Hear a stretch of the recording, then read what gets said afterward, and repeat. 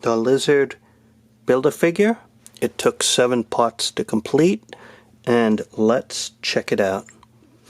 The lizard, huge action figure, very detailed. Look at this. One thing that really stands out is his costume, his clothing. You could see beneath the rips all over sculpting and reptile texture to it. Really nicely done. Accurate look to the comic books in terms of what he's wearing, because he's a scientist. Look at this.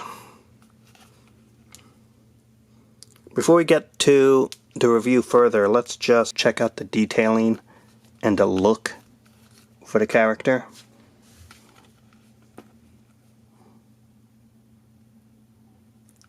The teeth are like individually sculpted. The tongue is attached.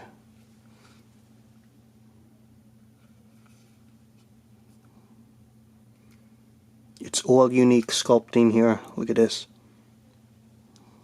The way the texture is.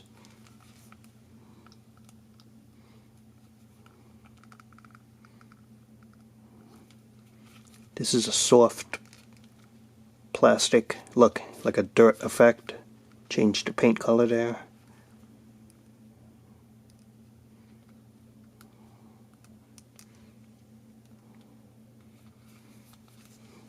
It's a lab coat, which is removable, but the only thing is the arms here are part of the lab coat look, and if you took off the coat, the arms wouldn't look right because you can't take off the coat part on the arms.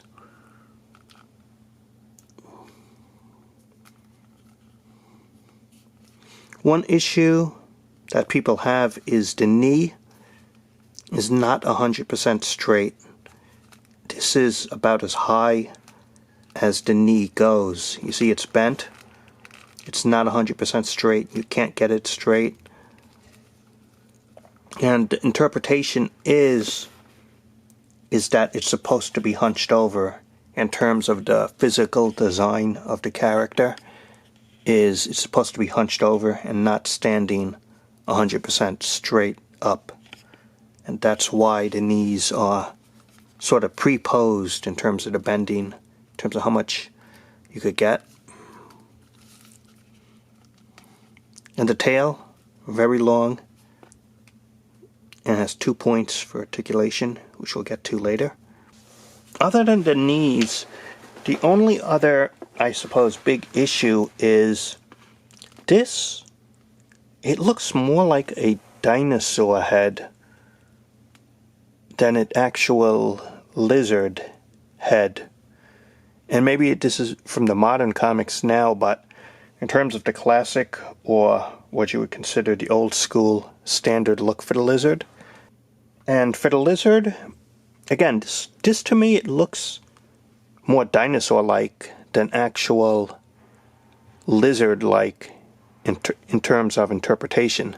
So I guess that's a big issue, and one of the issues with the character here is the all-important head sculpt. But check this out. You can really open the mouth.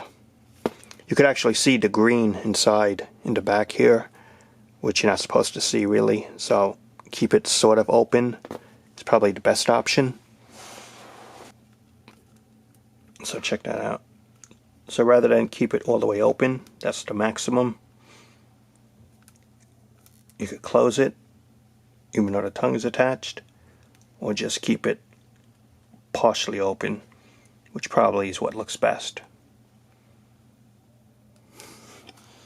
The tongue is glued in, and it's not removable, and it would be very tough if you did want to remove it. You probably couldn't get it back in anyway, but it's supposed to stay in like that.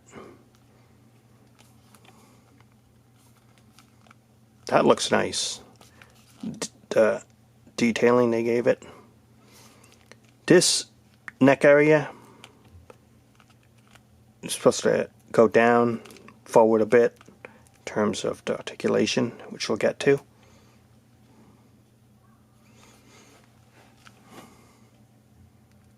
Check that out. The detailed feet. You can see the 5 toes each foot. I mean, definite nice detailing and sculpting on this figure. Hasbro did a really good job on it. While we're talking about the lizard, one thing that Hasbro did that's very interesting is you can see you could take the lab coat off, and they did a lot of detailing on the back. Look at this. The scales, the ripped shirt, even on the sides here. And they didn't have to do that because it's covered up by the coat. And yet, if you put the arms on, you see it's not going to look right if you have the white upper arms of the lab coat and the lower arms of the lizard. So it's meant to wear the coat, really. And so that's kind of odd that they gave all that detailing, but it really can't be used. And the lizard, the tail section, is almost 8 inches long, and they gave it 2 parts of articulation. Because he's crouched over on his knees, he's about 6.5 inches tall. And let's check out the articulation. The head has quite a bit. You can go up, down, and you could open the mouth. And there's some articulation here at the lower neck area. So you can move it a bit and to the sides. The shoulder area on a ball joint, go in or out, up or down. And there is a swivel bicep. And you get double elbow articulation. The wrist can go in, out, could spin it around. This is a claw-like hand, and this is a claw-like hand as well. Upper body is an ab crunch there. Some good range down, check that out. And up, and a swivel waist. The tail, which is right here, can't spin that around, has some movement there, and an articulation point here, and you can't spin that, and one here that you can spin as well. The hips in a ball joint, side to side, up and down. The thigh area has an articulation point. The knees have a double articulation, but as pointed out, it's sort of pre-posed that you can't get it to stand up straight. So not too much in terms of that. And the ankles in a ball joint, up, down, to the sides. And they even gave it toe articulation, which is not something Hasbro usually does. So hopefully they'll put that on regular figures one day as standard. But that's really nice. And so that is the lizard Build-A-Figure. And I'm going to give my final thoughts about it in a moment.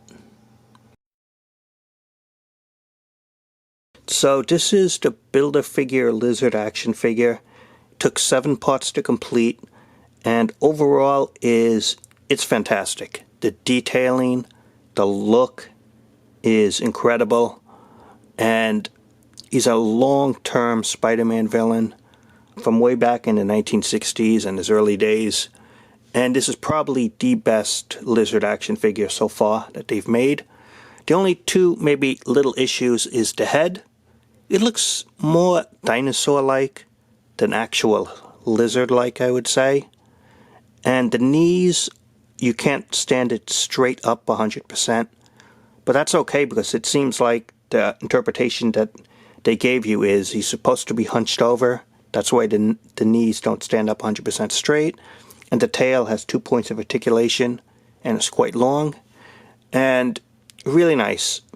Kind of odd that they gave, for example, on the back, they gave a lot of detailing and sculpting on the back area, but it was going to be covered up with the coat anyway, so that's kind of weird that they did that. But it shows you all the quality that they gave it, like all in the rips and details. You could see the sculpting under it. Nicely painted, nice look. This did a really good job in this action figure. And the lizard, classic villain for Spider-Man. It's a really nice figure here. That's the review, and thanks for watching.